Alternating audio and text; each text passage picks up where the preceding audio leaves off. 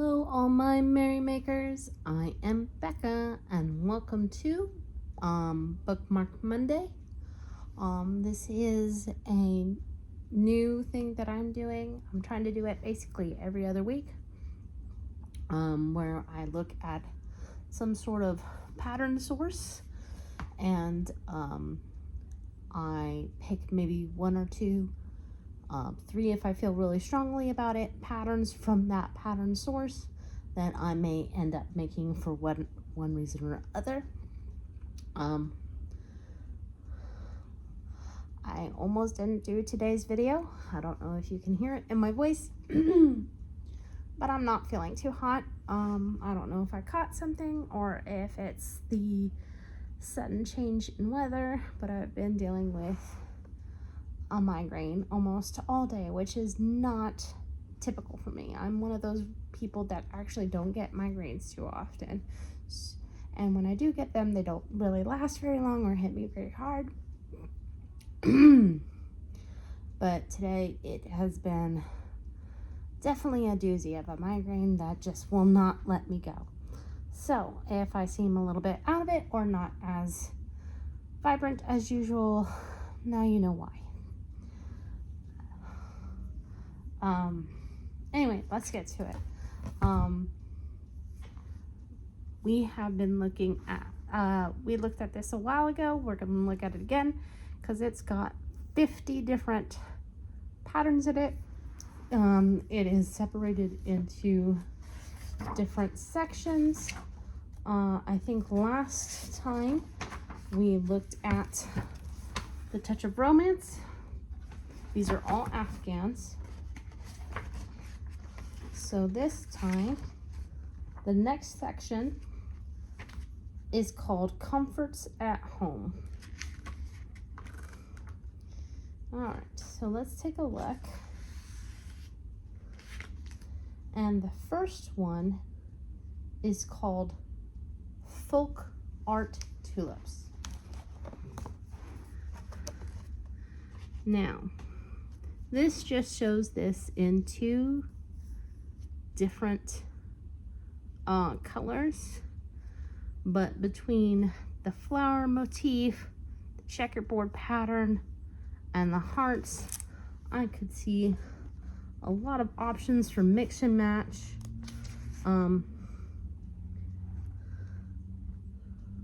Like, I'm not sure what this little like is this supposed to be a broken heart? I'm not sure what that's supposed to be. I don't think I would include that, whatever that is. But it includes charts that you can use, and I could see, like I said, I could see doing different colors and whatnot. That's a maybe for me. The next pattern is chevron shells. Now this is, it says shells, but it looks like granny squares to me. And this is the type of a pattern that I have always kind of wanted to do. So I am going to be putting a little marker on this page. Again, it doesn't matter what colors you use, and it looks like it's a very simple pattern that once you get into the flow of it, you wouldn't have to look at the book anymore. This one's called Harlequin Tassels. This one's a little less up my alley, even with trying to imagine it in different colors or variegated yarn. It's a very, but one thing it does have going for it is it looks like a simple pattern. I bet you it comes with, nope. Oh, well, it says continued on page 43. Hold on, let me see if they're, yeah, so there are no charts for that one. So that one is, I would say that would be very beginner friendly, you know, and maybe even a good stash buster, especially if you chose different colors for each stripe. This one is called Country Cottages. Look at that. That's actually kind of cool looking. It does say that the skill level here is challenging. Each one of those is made with single crochet. So,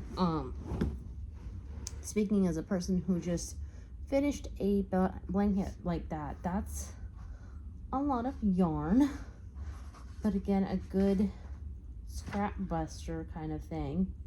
And I could see making this for somebody who just bought their first home or something like that to commemorate the event.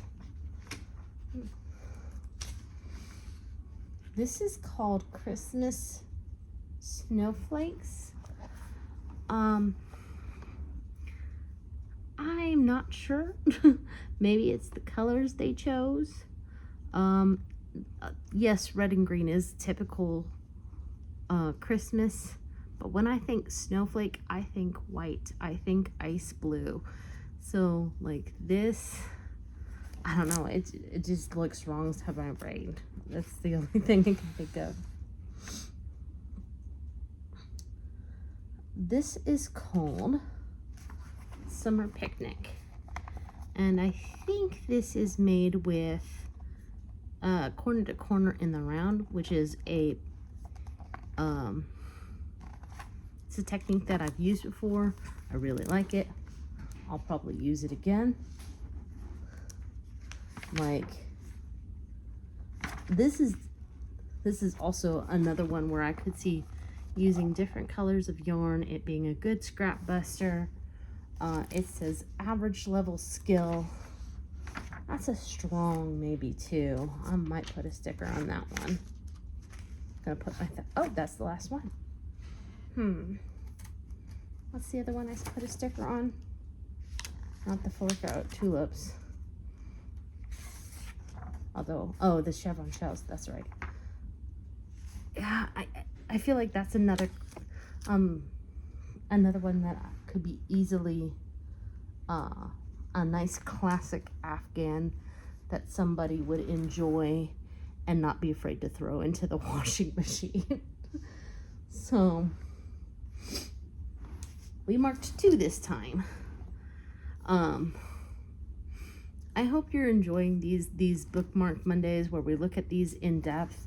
I'm not going into the patterns, even though this is an older book. Let's see if I can find the copyright page real quick.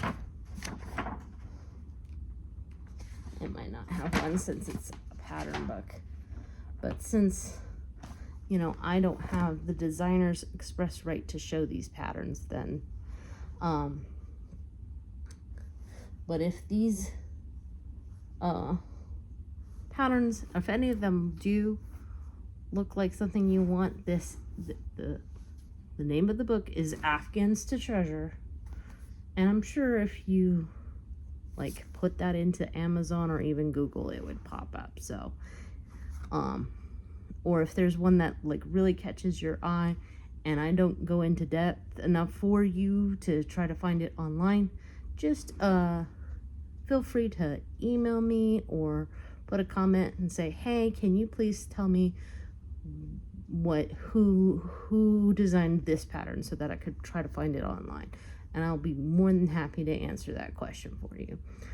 Speaking of my email, I'm trying to be better about including that in the description box down below, but in case I don't because I'm not feeling well, it is happyyarngirl, all one word, at gmail.com. I hope you enjoyed this video. If you did, please give it a like. That way the evil YouTube overlords don't unsubscribe you from my channel against your will. Feel free to comment down below. It helps my analytics. Plus, I like hearing from you. If you're not a subscriber yet, please consider subscribing. I have a lot of yarning content, and if that's your job, make sure you hit subscribe. Plus, it would do you well to hit that notification bell. If you really like my channel and want to help it grow, share this video with everyone you know. In the meantime, make what makes you merry. Ciao.